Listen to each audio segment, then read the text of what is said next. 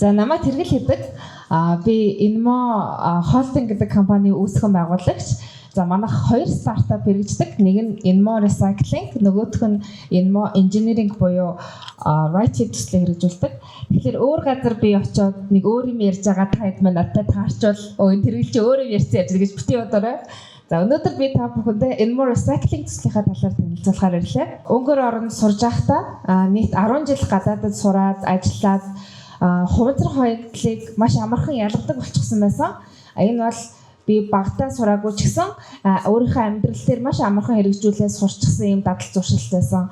За тэгээд би зуны амралтаараа Монголд ирэхэд бид нар хуванцар хаягдлаа шууд тостой хоолтойгоо нийлүүлээд хогийн савндаа хайчдаг. Тэгээд би тэр үед бодож байхдаа би нэрээ хизээч манайхан ийм хариуцлагагүй гэдгийг тэр үед дахин ухаарч ирсэн. Тэгээд ингээд надад суудсан дадал зуршлыг би Монголдоо ингээд ялгаад хаях гэхлээр ерөөсөө болохгүй байгаа гэсэн. Тэгээд за би ерөөсөө энэ үйл ажиллагаанд оролцох юм байна. Залуучууд энэ хүнд асуудлыг шийдэхдээ оролцохгүй бол болохгүй байна гэсэн үүднээс энэхүү гарааны бизнесийг эхлүүлсэн байгаа. Би өнөөдөр манайх ийм бизнес эрхэлж байна гэхээсээ илүү бид нар 2023 онд байгууллагахдаа юу хийж исэн?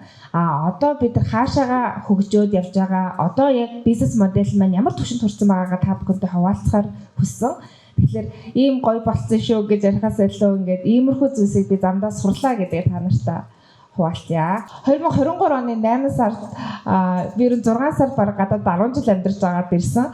Тэгээ 8 сард компани үүсгэн байгуулад. За миний анхны санаа болохоор энэ хуванцар бит ботлыг 3D принтерийн материал болгоод тэгээд ийм бүтээгдэхүүн үйлдвэрлэлээ гэсэн санаатай байсан. За тэгээд тэрнийхээ дагуу би ийм 3D хэвлэгчийн материал болгохдаг ийм жижигхэн төхөөрөмж өөрөө ухсраад за тэрүүгээр ингээ 3D принтерээр анхныхаа бүтээгдэхүүнийг хийсэн ийм гэрлийн чийдэн хийсэн. За тэгэл таньдаг хүмүүс маань ямар гоё чийдэн бэ би нэгийг авъя гэл тэнгуут нь за би ста энийг нэрээ бизнес болгоод айгүй их юм борлуулаад лаг болчих юм байна гэж тохиолд бодож исэн. Тэгээд энэчнээс яг хийгээд орлоод үзснийхаа дараа юу гэж ойлгосон бэ гэхээр энэ илүү их энергиэр арай бага хуванцар дахин боловсруулад байсан. Хуванцрыг утас бодлохын тулд энерги зарцуулаад тэгснэ дахиад 3D-гээр хэвлэхийн тулд ингээ энерги зарцуулаад үр ашиг муутай байсан болохоор за энэ санаа бол яг үүндээ муу санаа юм байна гэдэгтээ хүлээн зөвшөөрсөн. За энийг хүлээн зөвшөөрөх надад ихлээд айгүй хэцүү байсан. Миний анхны санаа маань ингээ бүтлгүүдчлээ дээ гэж бодож исэн ч гэсэн би эргээд юу бодсон бэ гэхээр миний зорилго юу вэ гэдгээ бодсон. Би зорилго бол хуванцар хаягдлыг их усүр дээр нь цуглуулах, хаягдуулахгүй байх, хуванцар хаягдлыг багасгах гэсэн юм зорилготой байсан. Энэ үед заавал нэг замаар явахгүй, зорилготой хүрэхэд бол олон замаар явж болох юм байна гэд анхны маневрыг хийсэн байгаа. За тэгээд энэчнээс асуудлаа илүү сайн ойлгож эхэлсэн. За Монголд ойролцоогоор 270 мянган тонн хуванцар хаягдл хөрсөнд жилд хаягддаг. Би энэ тоог толгоонд төсөөлж чаддгүй ямар их хэмжээ вэ гэдгийг түүнээс 1425 тонны бөглөө хаягддаг юм байна. Бөглөөний материал бол HDPE гэдэг хатуу хуванцар. Та бүхэн анзаарчсан бол 2 дугаартай. Энэ болохоор маш хатуу айгуу сайн төрлийн хуванцартай ордог байхгүй юу? За тэгээд 8 сараас ахвалаад бид нар энэ хатуу хуванцрыг дахин боловсруулах нь илүү үр дүнтэй юм байна гэдгийг шийдээд. За тэгээд бидний хамгийн анхны бүтээгдэхүүн бол энэ бид нар Playtime Festival-ийн үеэр Coca-Cola-д зориулаад ийм утасны keychain зүйлтүүдийг хийж өгсөн. За энэ болохоор нэг маш жижигхэн төхөөрөмжнөр тэгээ бараг 2 минутын дараа 2 минутанд ширхэг нэг ширхэг keychain гарч ирдэг ийм жижигхэн төхөөрөмж байсан. Тэгээ нэр одоо өдөрт хэдэн ч удаа хийгээд 200 ширхгийг анх борлуулж исэн. Тэгээ энэ ч юу ойлгосон байх гэхээр маш хурдан шинэ бүтээгдэхүүн хийж байгаа бол хурдан зарж үзэх айгүй чухал юм байна гэдгийг ойлгосон. За тэгээд манай анхны офисын 8 шарга дээр ийм нэг өрөө офис бид нар ингээд тавуулаа суугаад ажилладаг байсан. Тэгээ манай офис айгүй жомтой байсан. Доороо хоолны газартай. Тэгээд энэ үед болохоор бид нар ерөөсөө HDPE гэдэг хуванцрыг дахин боловсруулад за байгаль зээлтэй бүтээгдэхүүн үйлдвэрлээд ийм хаягдахгүй сайхан гоё бүтээгдэхүүн үйлдвэрлээд доктортой байдлыг эрхэмлэцгээе гэсэн зорилготойгоор эхэлсэн байгаа. HDPE хуванцар би сайн хийсэн нэгтршил өндөртэй. Тийм болохоор сайн дац авдаг. норохгүй, гэмтэхгүй тэгээ өнгө зам цайтай ийм гоё материал болдог. Бид үүнийг Нидерландын Precious Plastic гэж та нар сонсчихсан бол тэрний хавтан шахагч машиныг Монголд өөрсдөө угсраад за тэгээд ийм хавтан болгож үйлдвэрлэж эхэлсэн. За энэ нэг хавтанд болохоор ойролцоогоор 10-аас 30 кг HDP хуванцар ордог. Тэгэхээр арай бага энергиэр илүү их хуванцрыг маш эрчимтэй дахин боловсруулж эхэлсэн байгаа. За тэгээд энэ болохоор бидний ус ундааны сүү, ус ундааны сүүний таглаа гэх мэт зүйлсүүд HDP орно. Шампуны савнуудаас орно. Тэгээ витамины савнуудаас орно. Тэгээ хатан хуванцрууд бүгдөө ийм гоё хавтан болж болдог байна. За тэгээд эхний зургаар манай анхны үйлдвэр гэж үйлдвэр гэхэд бас хэцүү хамаатныхаа гараашнд тэр анх төхөөрөмжөө барьсан. Тэгээд төхөөрөмжөө анх ингээ угсарч байсан чинь манай цахилгааны инженер нөгөө нэг дали ийм шороотой зам шалан дээр тааруулаад ингээ барьсан болохоор бас нөө төхөөрөмжөө дали болсон. Тэгээд дахиад бүх юмнуудаа задлаад энэ жилийн дараа шинэ үйлдвэрийнхаа барилгад ороод тэгээд төхөөрөмжөө засаад яг гоё тэгшгүй болоход дахиж угсарсан байгаа. Тэгэхээр тохойд бас ингээд айгуу туршлагагүй байсныхаа шинжлэх. Гэтэ яг нөхцөл байдлаа тааруулаад юм хийгээд дараа нь сайжруулж чаддаг юм байна гэдгийг харсан. Тэгээд шинэ үйлдвэртэй болох гоё байсан. За энэ ямар процесс вэ гэхээр бид хуванцар бөглөө HDP-г жижиглээд ингээ хавтан шахаад за тэгээд зүсээд ийм бүтээгдэхүүн үйлдвэрлэж эхэлсэн байгаа. За тэгээд 2023 оноос хойш багаар бүтээгдэхүүн үйлдвэрлэж эхлээд сүүлийн 6-аас 8 сар бид идэвхтэй борлуулалтыг хийж эхэлсэн. Бидний хамгийн анхны борлуулалтыг баг Caritas Switch Asia Монголын газрын зурагтай магнит худалдаж авч ирсэн. Бидэрт маш их урам өгсөн. За тэгээд цом, цагаан сарын магнит, үнэтэй эмэл пластик, хаягжуулалт, за номын тавиур, MCS доктортой үйлчлэлтэй зориулаад бүүсэндээ зориулаад юм санал ширээ. Сая Мартин 8-аар юм цүнхний чарм гараад за тэгээд мөн маш хатуу төсвөртэй материал болохоор юм номын тавиурыг хийсэн. За иймэрхүү борлуулалтыг бид нар хийж гүйцэтгэсэн байна. За энэ болгон дээр нөгөө бид нар чи бүтээгдэхүүн хөгжүүлэлтээ дотроо игээд би чин загвараа гаргаад тэгээд бүтээгдэхүүн хөгжүүлнэ гэдгийг ч бас айгүй амархан гэж бодож байсан бол тэг маш их төвчээр олон удаагийн туршлага шаарддаг гэдгийг бол айгүй ясмахандаа тултлаа ойлгосон. За тэгээд одоогийн байдлаар бид нар ойролцоогоор 4.4 тонн хуванцар дахин боловсруулсан байгаа даа. Тэгээд болохоор ойролцоогоор 6-аас 8 сарын дотор бол идэвхтэй ингэж явуулж эхэлсэн. За манай гүйцэтгэх цагт ландингийн зураг байна. Тэгээд гартаа барьсан байгаа нь одоо HDP хуванцрын төрлүүдийг та нар харж байна. За тэгээ энэхүү санаагаараа бид нэр тэмцээн оролцоонуудад амжилттай оролцсон.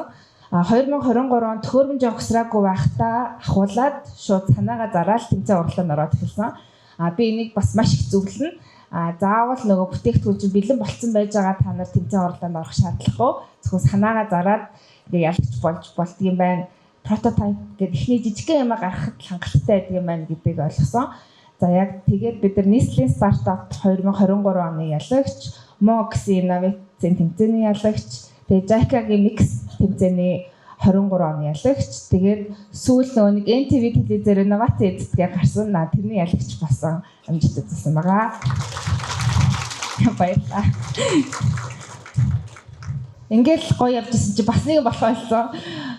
Түүхийд олдох байсан. Тэгээд хүүшээ ээлжинд 270 мянган тэгээд тонн хуванцар хаяад тахад ягаад бид нэр түүхийд олдох байгаа юм бол гээд бүр гайхсан. Тэгсэн чинь дахин боловсруулах гэдэг чинь яг үүндээ тэр шороон дотор булагдаад тостой, хоолтой зуурталсан байгаа хуванцар дахиж хизээж дахин боловсруулахгүй. Энийг дэлхийд дээр дахин боловсруулах ганц ч орон байхгүй. Дахин боловсруулах стандартыг хизээж нээхгүй. Тэгэхээр хогон дээр байгаа хуванцар бол хөрсний бохирдол юм аа. Бид нар ямар хуванцарыг дахин боловсруулах вэ гэхээр Монголд байгаа тэр 20 дахин боловсруулах үйлдвэрүүд яг их усүр дээр нь гарсан хуванцарыг дахин боловсруулдаг байгаа байхгүй юу? Тэгэхээр бид нар яг үүндээ түүхий эдийн хомсдолд ороод түүхий эдийн хараат байдалд ороод нөгөө скейл хийх боломжгүй болоод ирсэн. Бүтээгдэхүүнээ одоо илүү олноор нь худалдаалах ингээд боломж маань хаагдаад ирсэн гэсэн үг. За тэгээд шинэ төрлийн асуудал үүсээд за бид нар тэгвэл өөрсдөө хуванцраа олъё гэд байгууллагатай одоо 9 байгууллагатай хамтраад юм тогтмол хуванцрыг аваад ингээд явж байгаа ч гэсэн ерөөсө хангалтгүй байсан. Тэгээд манайх юм асуудалтай байна гэж үгүй. Switch Asia-гийн судалгаан дээр Монголд ойролцоогоор 20 дахин боловсруулах үйлдвэр байдаг гэхэлэр зөндөө санагдчихгүй 3 сая хүнд 20 үйлдвэр гэхэлэр тэгсэн чинь 20 үйлдвэрийнх нь 70% нь ихэнх нь 50%-ийнхаа хүчин чадлаар үйл ажиллагаа явуулдаг байгаа байхгүй юу? Тэгэнгүүт энэ юу гэсэн үг вэ гэхээр манад үйлдвэр байхгүй даа биш Монголд энэ систем сайн байхгүй болохоор манай үйлдвэрүүд байна бүтэн хүчин чадлаар ажиллаж чадахгүй байна гэсэн үг. Манайх шиг жижигхэн үйлдвэр ч гэсэн одоо хүчин чадлаар ажиллаж чадахгүй байгаа байхгүй юу?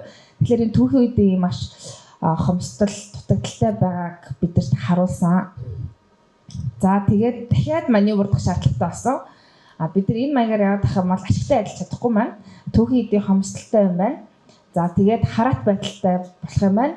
Тийм болохоор үйл ажиллагаа маань ашигтай явахад хэцүү юм байна гэдгээс бид нар одоогийн шинэ бизнес моделийг гаргаж ирсэн байгаа.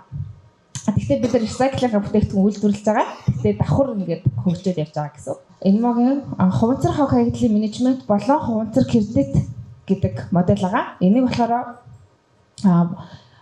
хуванцарын менежмент болон кредит борлуулах ийм платформ байгаа. За энэ ямар асуудлыг шийдэд байна гэхлээр миний саний арсан асуудлыг шийднэ. Хуванцар хөрсөнд булагдахаас өмнө бид нар их усүр дээр нь цуглуулах яг энэ муу хуванцрыг багасгахын тулд энэ асуудлыг шийдэж байгаа. За мөн байгууллагын ESG тайлан болон green washing-ийн эрсдлийн асуудлуудыг шийдэж чадж байгаа гэж харж байна. За энэ юу вэ гэхлээр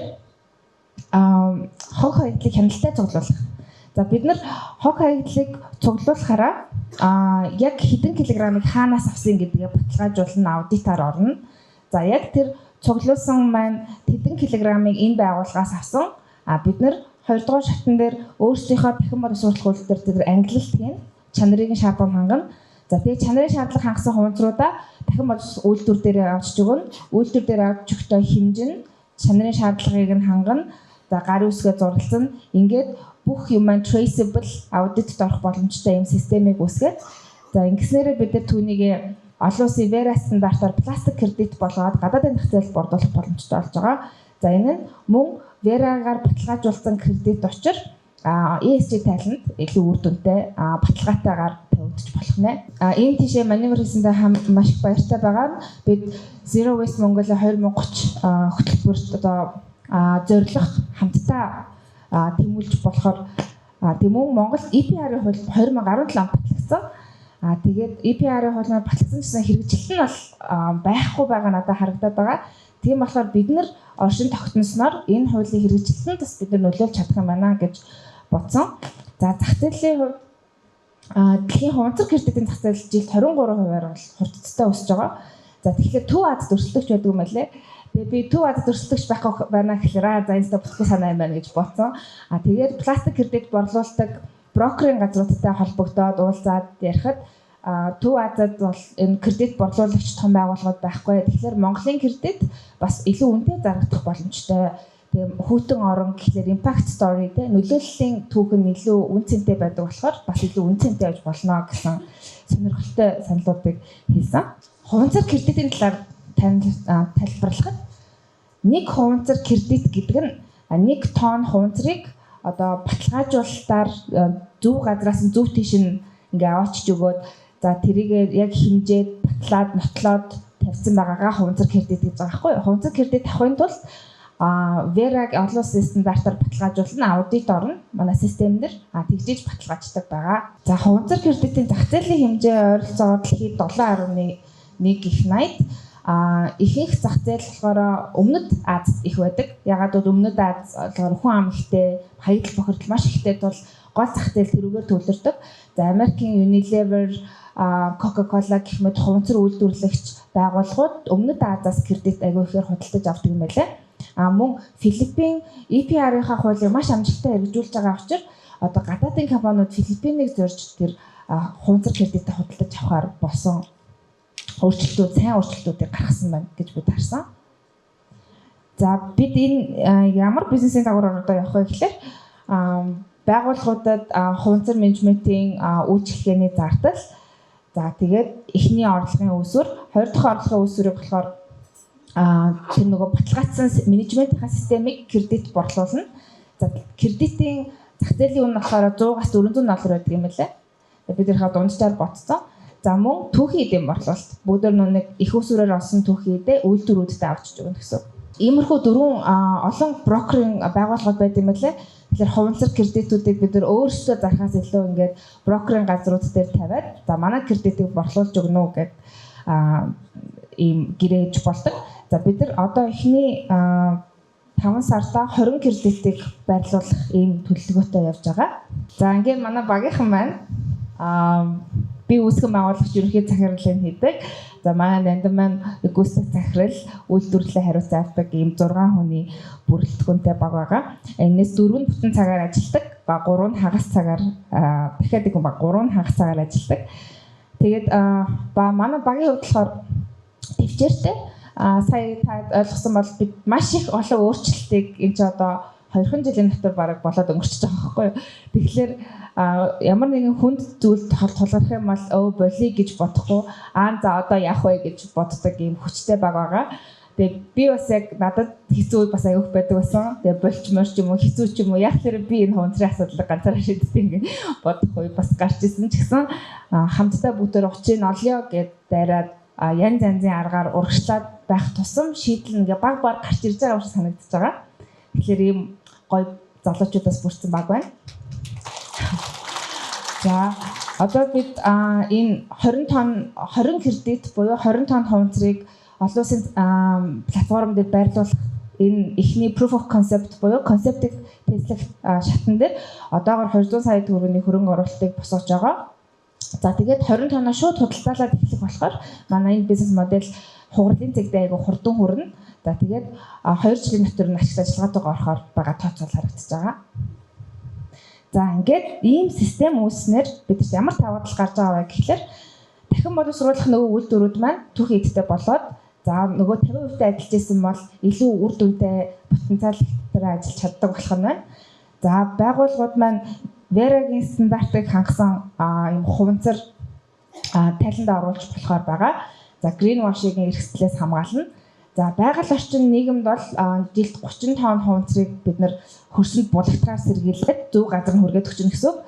За Монголын эдийн засагт мөн хуванцар цуглуулдаг хувь хүмүүс байгаа. Хуванцар цуглуулдаг цэхүүд байгаа. Тэр хувь хүн болон цэхүүдийн амьдрал бас сайжирч болохоор тогтмол орлоготой болно гэсэн. За ингээд олон талтай ашигтай ийм шинэ модельийг бидэд гаргаж ирсэн байгаа. За өнөөдөр бүгдээрээ яаж хамтарч ажиллаж болох вэ гэхээр нэгт би хуванцар хаягдлыг менежмент дээр шийдэх хүсэлтэй байгаа байгууллагуудыг хайж байгаа. За тэгснээр байгууллагын чинь хуванцар хаягдлыг бид нар менеж хийгээд буцаагаад тайланд ч орж болох үс тийм кредитийг сертификатыг олгоно. За хуванцар хаягдал дахин боловсруулж байгаа үйлдвэрүүдтэй холбогдож хамтарч ажиллаж болно. За мөн хуванцар цуглуулагчид, хөрөнгө оруулагчид 200 сая төгрөгийн pre-seed round дээр хамтарч ажиллах хүсэлтэй байгаа. Мөн биднээс худалдан авалт хийж дэмжээрэй. Манай Enmore Recycling компани маань та нар Facebook-оор орох юм бол одоогоор ямар бүтээгдэхүүн борлуулагдаж байгааг нь харж болно. Нөгөө хуванцар keychain, номын тавиур гэх мэт бүтээгдэхүүнүүд маань бол битгтэй гарч байгаа. Энэ бол манай урсгал зардлыг нөхөө явж байгаа хэсэг маань байгаа.